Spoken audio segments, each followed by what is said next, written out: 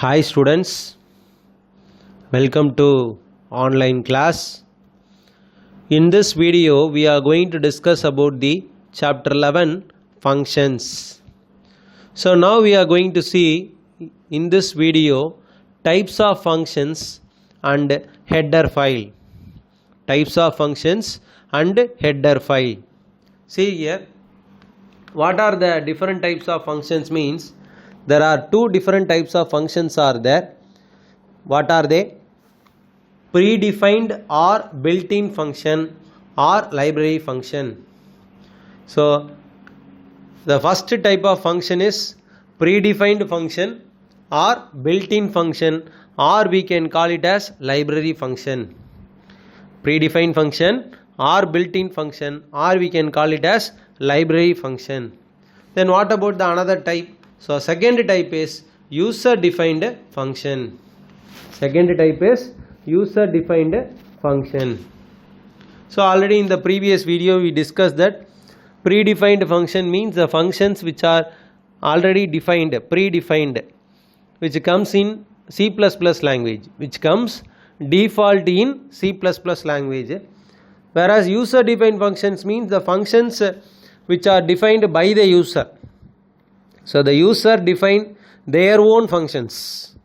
So they are called user defined functions. Is it right or not? Yes.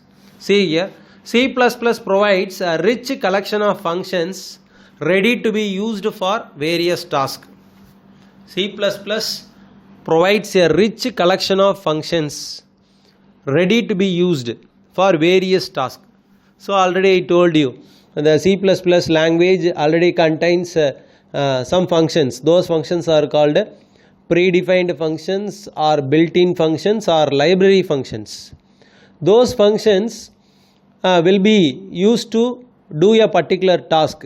Each and every predefined function will perform a specific task, and then all those functions are ready to execute a process. All those functions are ready to execute a process. Just we want to include the function in our program. What we want to do is we want to include the predefined functions, include the built-in functions in our program to perform a particular task. So that is what they are saying. C++ provides a rich collection of functions which are ready to be used for various purpose, various tasks. What are the tasks to be performed? The task to be performed by each of these are already written, debugged and compiled. Their definitions alone are grouped and stored in files called header files.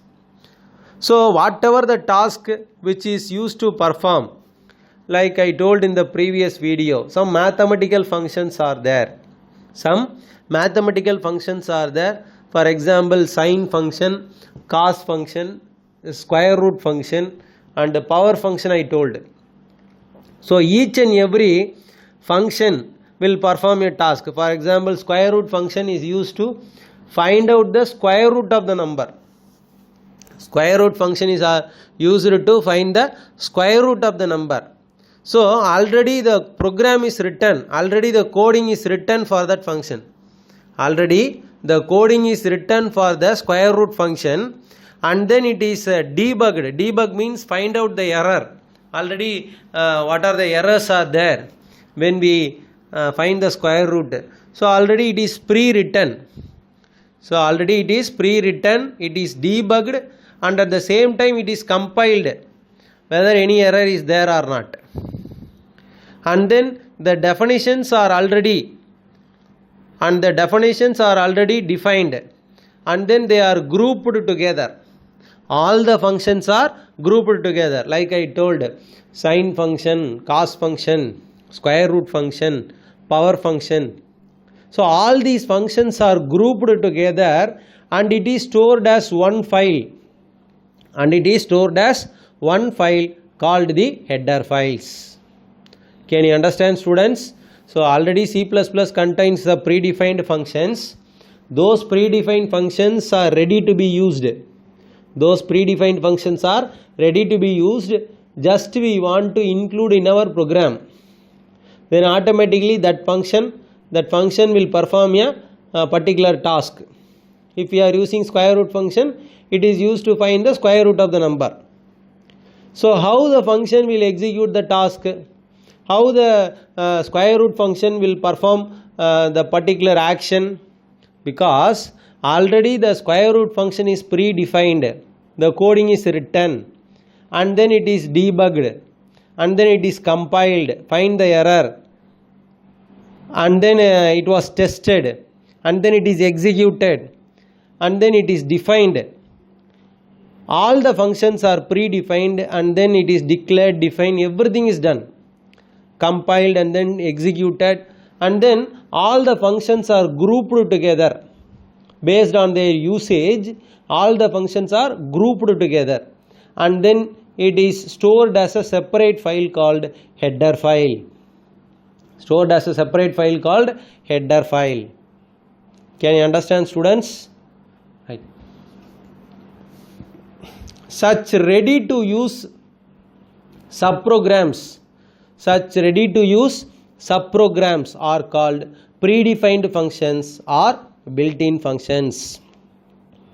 So those functions are predefined functions. Whenever they are ready to use, it is just like a template. For example, you can see in your mobile, you can see some built-in messages. I will call you back later. I am busy right now. Can you see those templates or not? Yes, you can see those templates. Whenever you are not ready to attend the phone call, you can send a message instantly. You can send the message instantly. How? Because already those messages are typed in your mobile. So no need to type. Whenever you are at a tight situation, whenever you are at a particular place, you are attending a meeting, you are unable to type and send the message. At that time, what you can do? You can use the template so that you no need to type the text. At that time, you can save the time. Instead of typing the text, you can save the time and then you no need to go for typing and then no need to explain the situation. So like that, those messages are ready to use messages. Like that, some of the functions in C++ are predefined or built in. Simply we want to include the functions using the header file. Using the header file, we want to include those functions. Can you understand, students? Right. C++ also provides the facilities to create new functions for specific tasks as per the user requirement. So built-in functions are there. Okay, that is which comes under C++ language. But sometimes we need to execute some process by our own. I want to do this process. For that there is no predefined function. So what can I do? The user want to create their own function. So whenever the user create their own function, then that is called user defined function. So that the user can perform a particular task. For a specific task, he or she can create a new function. The name of the task and the data requirement, that is called arguments, are decided by the user, and hence they are known as user defined functions. So you can specify the name of the function. We can specify the name of the function. We can specify the task, what type of task it should perform. For example, if I want to do addition process, then I can give the function name as addition or add. I can give in a short manner, add or addition. So I can specify the task, what type of task should be performed, and then I can specify the function name of the function, addition, add, like that I can give. And then I can specify how much number of data is required, that is how many data is required. We can call it as arguments. So the required data can be decided, the required data can be specified by the user. and hence they are called user defined functions, because the user is creating the function, the user is giving the name for the function, the user is giving the data for the function. Can you understand, students? Right. Now we are going to see the C++ header file. What is mean by header file? The header file provides the function prototype, that is declaration of the function prototype and definition for the library functions. So the header file already contains the function declaration, that is declaration of the function. At the same time it also contains the definitions of the functions also. The header file that contains the declaration of the function, what is the name of the function, what is its data type, how many arguments are there, that is how much data is required for the function. So like that, header file contains the declaration of the function as well as the definition in the sense what type of task should be performed inside the function. So declarations and definitions are given in the header file. Then data types and constants used with the library functions are also defined in them. So data type is also specified as well as the constants, what type of constant they are using with the library functions, with the predefined functions, that is also defined. And then you can identify the header file using the extension .h. The header file can be identified by their file extension.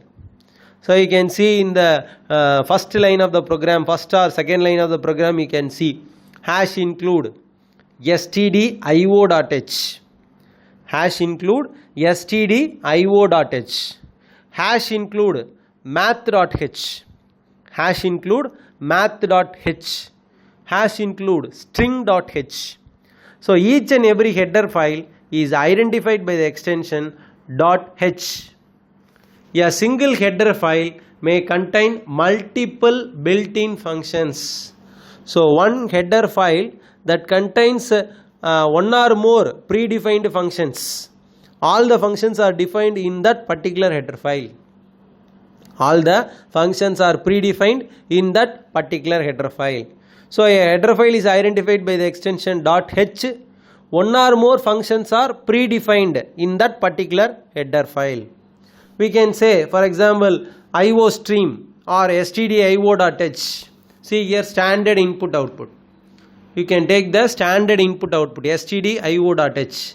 In this header file, 4 different functions are predefined. What are they?